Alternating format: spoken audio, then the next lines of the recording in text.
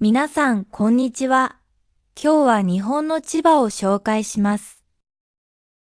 千葉は東京の東にある県で、海や自然が多く、空港やテーマパークがあることで有名です。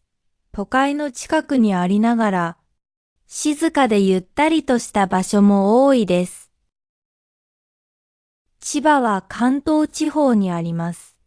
東京のすぐ隣で、電車でも簡単に行くことができます。東京駅から千葉駅までは約40分です。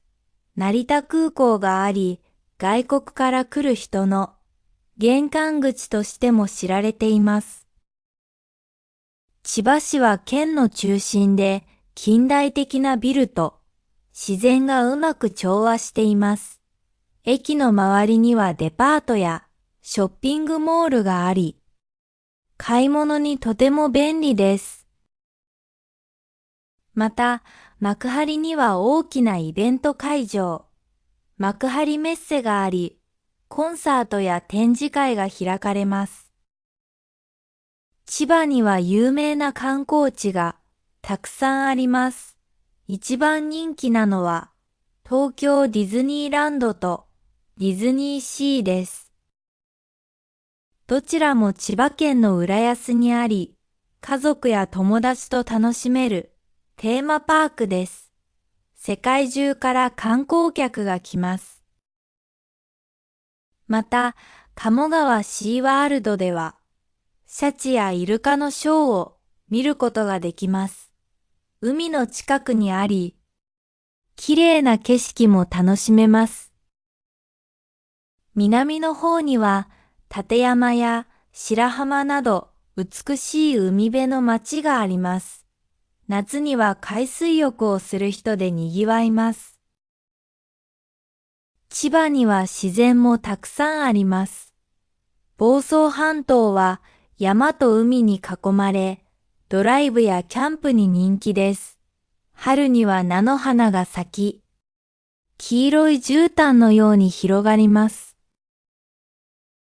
九十九里浜はとても長い海岸で波がきれいに続いています。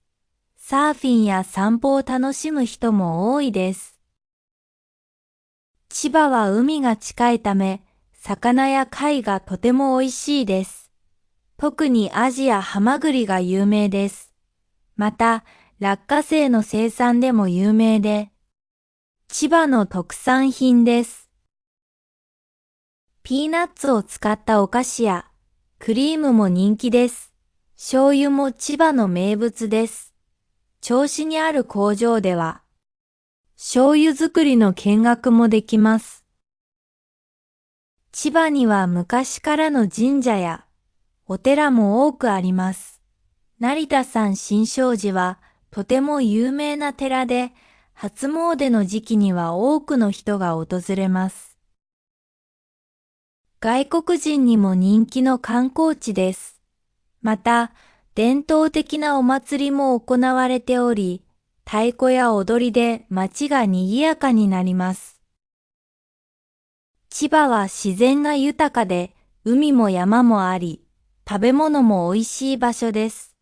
ディズニーランドや成田空港など有名な場所も多く、観光にもとても便利です。